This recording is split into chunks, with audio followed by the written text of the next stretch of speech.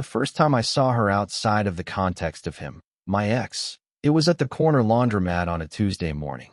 The place smelled faintly of detergent and old heat, machines humming in their uneven chorus.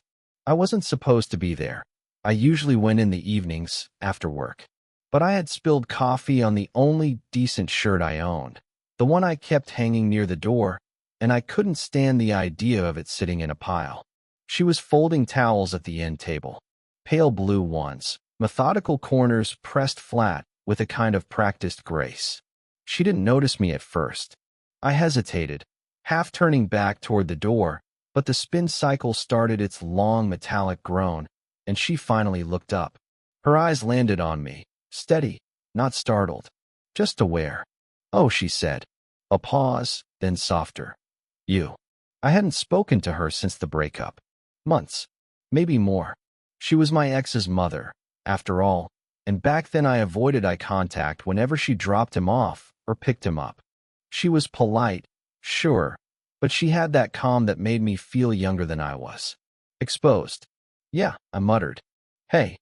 The silence stretched, filled with the uneven clanking of dryers. I busied myself with loading quarters into the machine, careful not to look back too often. Still, I caught the edge of her movement, the way she smoothed a towel twice before setting it aside. "You always come here?" I asked, more to break the sound of the drum turning than for the answer. She gave a small half-smile. "Tuesday mornings. It's quiet." "You?" "Not usually. Just coffee incident." I gestured to the wrinkled shirt balled under my arm. Her smile deepened. Not laugh out loud. Just enough to crease the corners of her mouth. "That sounds like you." That surprised me. That she remembered something as ordinary as my clumsiness. I wanted to say more, but the words tangled. Instead, I leaned against the machine, pulled at a loose thread on my sleeve. She folded another towel, slower this time, and glanced my way. Just once. Then back down. It should have been nothing. Just two people in a laundromat. But the air between the machines felt heavier than it should. We didn't talk much after that. A few practical things, detergent brands, how this machine eats quarters. Nothing worth repeating. But I noticed the details I shouldn't have. The quiet way she tapped the side of her thumb against the fabric after every fold. How she tilted her head slightly when listening, like she was pulling the words closer. By the time my shirt had spun through, she had finished her towels and packed them neatly into a canvas bag. She straightened, brushed a strand of hair behind her ear, and said, "Well, good seeing you." Her tone was ordinary, neighborly, nothing more. But as she walked past me toward the door, her shoulder barely brushing mine, I caught the faintest trace of her perfume, or maybe it was just the fabric softener. Either way, it stayed. I stood there a long time after she left, watching the dryers turn, pretending to check my phone. One unsent draft waited on the screen, a half-written message to no one in particular. I deleted it. Then my phone buzzed. A new message. Unknown number. "You left your jacket in the hallway last week. Come by if you want it back." Her name wasn't on the screen, but I knew it was her. I stared at the text until the machine clicked off, the silence in the room suddenly louder than anything else. I didn't mean to go over that night. The jacket wasn't important. It was an old windbreaker, frayed at the collar, one I barely wore. But the message kept pulling at me, like she'd left the door half open. Her apartment was just across the hall from mine. Same layout, different life. When she let me in, I noticed the lamplight fell softer than mine ever did, the furniture arranged with a kind of lived-in patience. Books stacked neatly, a blanket draped over the arm of the couch. "Here," she said, holding the jacket out. Her fingers brushed mine as I took it, brief but grounding. "Figured it was yours. My son's not around anymore, so," she trailed off. I nodded. The mention of him tightened the air, but neither of us chased it. I hung the jacket on my arm, not putting it on, not leaving either. "Tea?" she asked, like it was nothing. I should have said no. Instead, I said, "Yeah, sure." In the kitchen, she filled the kettle. I sat at the small table, tracing the rim of a coaster with my thumb. She moved around quietly, not rushed. It felt domestic in a way that unsettled me, like I'd stumbled into a role I hadn't earned. When she placed the mug in front of me, steam curling upward, she sat across from me with her own. Neither of us drank right away. "You still working at that bookstore?" she asked. "Yeah. Hours are long, but it's steady." She smiled faintly. "You always liked being around books. Even back then." Back then. I didn't ask what she remembered. The silence settled heavy, but not uncomfortable. I glanced up once and caught her watching me. She didn't look away right away, just let the moment hold, then shifted her gaze to the kettle cooling on the counter. I don't know what made me say it. Maybe the tea, maybe the quiet. I don't talk to many people these days. Not really. Her hands curled lightly around her mug. Me either. The simplicity of it startled me.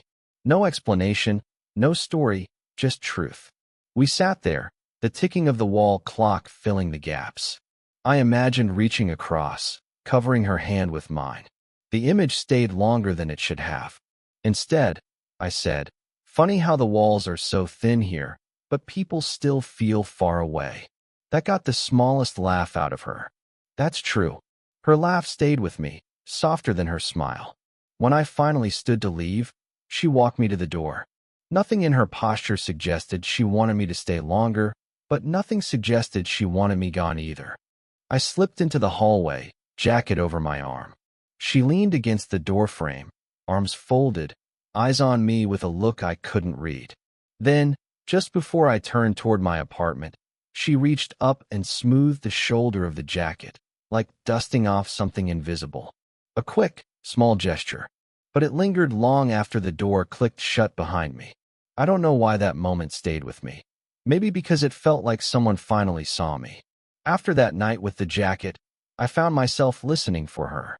The quiet thud of her door, the kettle whistle faint through the wall, even the shift of her footsteps overhead. I told myself it wasn't intentional, just thin walls. A week later, she knocked. Not long, just 2 taps. I opened the door and she stood there with a plant in her hands, small, green, soil still damp. "Too many on my windowsill," she said, almost apologetic. "Thought you could use one." I took it carefully. The ceramic pot was warm from her touch. "Thanks," I said, setting it on the counter.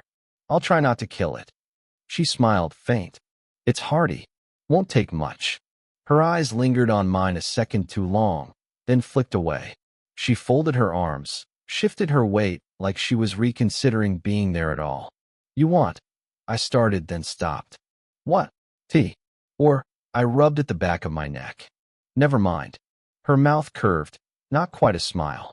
"Tea's fine." We sat again at my table.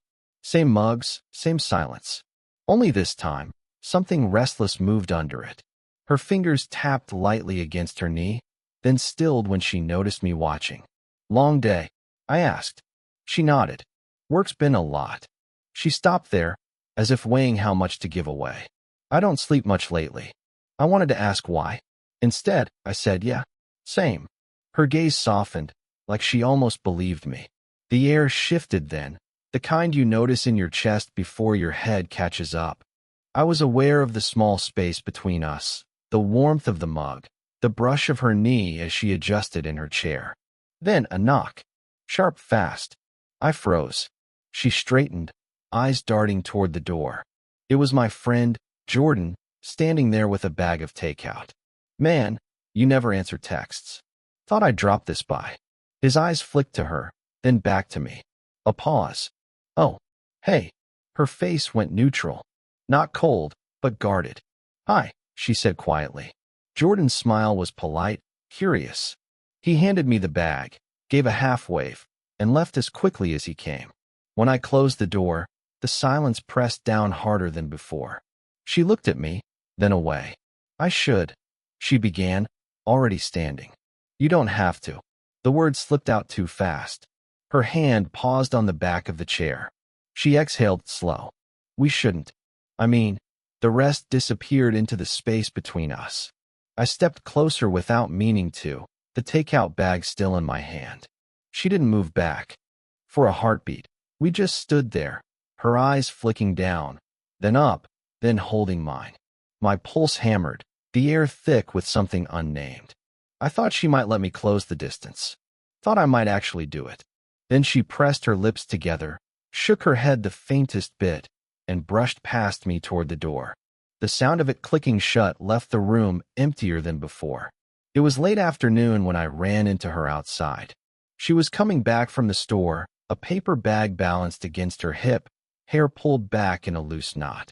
The air was heavy, summer almost breaking into storm. "Hey," I said. My voice came out rougher than I meant. She nodded, adjusted the bag. "Hey." I offered to carry it. She hesitated, then let me. We walked side by side, her steps even, mine too quick. The bag wasn't heavy, but it felt like it was keeping me tethered to her. Halfway up the block, she stopped at the bench near the corner. "Let's just sit a second." I set the bag down at her feet. We both sat, the space between us deliberate but fragile. The traffic hummed, cicadas starting up in the trees. For a while, neither of us spoke. She leaned forward, elbows on her knees, hands clasped loosely. I watched her thumb trace circles against her palm, over and over. Then she said, barely above the street noise, "I don't think I should be spending so much time with you." The words landed like a dull ache. I swallowed. Because of him? Her head tilted, just slightly. Partly. She gave a small shake of her head. Mostly, because I don't trust myself. The quiet after that was louder than any fight could have been. I shifted, leaned back, stared at the cracked sidewalk. My chest felt tight, like the air wasn't enough. "You think I don't?" I started, then stopped. My jaw clenched. "You're not the only one, you know." Her eyes flicked to mine, sharp but soft all at once. "You're too young to get tangled in this." "In me?" I almost laughed. "Bitter. You make it sound like I didn't already." She looked away. Her throat moved as she swallowed, her fingers tightening together until her knuckles showed. For a long stretch, all I could hear was the hiss of passing cars. Then she exhaled, slow. "I keep telling myself it's just neighborly. Just tea. Just small talk." She paused, eyes on her hands. "But it's not. And I know it's not." Something in me cracked at that. Not relief exactly, but recognition. Like hearing my own thoughts in her voice. I leaned forward, elbows matching hers, close enough to see the faint lines at the corner of her eyes. "Then why not just?" The words trailed, half-born, hanging. She met my gaze, steady this time. No smile, no guard. Just open. "Because once it starts, I don't know if I'll stop." Her voice carried nothing dramatic, just honesty, which made it hit harder.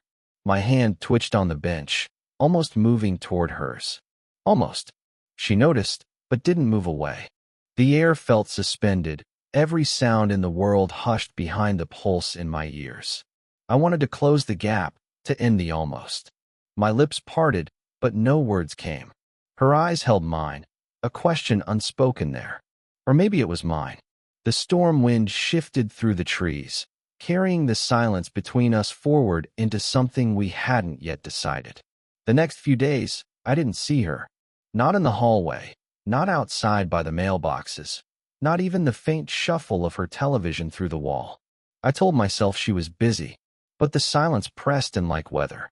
On the fourth evening, I caught sight of her through her half-open door as I walked past. She was sitting at the table, papers spread out, glasses low on her nose. She looked up when she noticed me. For a second, I thought she'd wave me in. Instead, she gave a small nod, the kind you give strangers, and lowered her gaze back to the page. It hit harder than if she'd slammed the door. The distance held. Days stretched. My plant drooped in the windowsill, soil dry. I thought about knocking. I thought about slipping a note under her door. I didn't. Then one night, on my way up the stairs, I heard her voice. Lighter than usual, talking to someone. A man's laugh followed. Deep, easy, familiar in a way that twisted something low in me. I kept walking, shoes suddenly too loud against the steps. In my apartment, I sat with the lights off, listening through the wall. Trying not to. The laugh came again, then muffled conversation. My chest tightened, not from jealousy, not exactly, but from the reminder that I didn't know her. Not really. not the whole of her. I didn't see him leave. I only knew the silence returned sometime after midnight. The next morning, I bumped into her by the mailboxes. She was dressed neatly, hair pinned back, that calm mask in place. "Morning," she said. Voice polite, even. "Morning," I echoed. My throat felt dry. Her eyes flicked to me, quick and unreadable, before she shut the mailbox and walked away. I wanted to ask, who was he? Why the distance? But the words never found their way out. Instead, that night, I drafted a message on my phone. "I miss our talks. I miss you." I stared at the screen, thumb hovering over send. The cursor blinked like it was mocking me. Then I deleted it. I leaned back against the couch, staring at the drooping plant. I didn't feel heartbroken. I felt paused, like life forgot to finish the sentence. The kettle whistled next door, faint and familiar, and for the first time, I didn't move toward the sound. It was raining the night it finally broke open. Not a storm, just a steady curtain, the kind that made the hallways smell faintly of wet concrete. I came home late, shoulders damp, only to find her standing at her own door, fumbling with her keys. She glanced up, startled, then gave a tired half-smile. "Locked myself out. Figures." I hesitated. "You need?" "Yeah," she said, exhaling. "I called the super. He'll be a while." I nodded, shifted the grocery bag in my hand. "You can wait inside, if you want." She followed me in, quiet. The room felt different with her in it, her damp hair loose, raindrops clinging to her sleeve. She stood near the couch, rubbing her arms. "Tea?" I asked, defaulting to the only safe thing I knew. She smiled faintly. "Always tea." I set the kettle on. The silence stretched, filled by the rain tapping against the glass. She wandered to the window, traced a line in the condensation with her finger. "You've been distant," I said finally, words heavier than they should have been. She didn't turn around. I thought it'd be easier. Easier for who? Her hand stilled on the glass. "For you. For me. For everything." The kettle began to hum. My chest tightened. "I don't care about easier." She turned then, eyes meeting mine. Tired, guarded, but open. "You should." I poured the water, set the mugs down, but neither of us touched them. The steam curled between us like something alive. "I heard someone the other night," I admitted. My voice felt smaller than the thought had been. Her expression flickered, surprise, then resignation. "A friend. Just a friend." She let the words hang, unconvincing even to herself. "But it doesn't matter." "It matters to me," I said, sharper than intended. The quiet afterward was sharp, almost brittle. Then she crossed the room slowly, sat on the edge of the couch. Her hands twisted in her lap. "This isn't fair to you," she said softly. "The age, the history, everything." I sat beside her, not too close. "Maybe it's not about fair." She gave a short, humorless laugh. "That's the kind of thing that ruins people."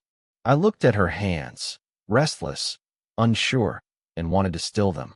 Instead, I asked, "Then why are you here?" That stopped her. She blinked, searching for the answer, and didn't find one. "I don't know," she whispered. I let the silence hold us. Then I reached out, not bold, just tentative, and let my hand rest near hers on the couch.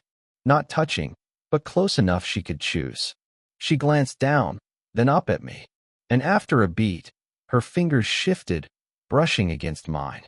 Not much, but enough. Her lips pressed together, not quite a smile, but softer than anything I'd seen from her before. "Okay," she said quietly. "Just that."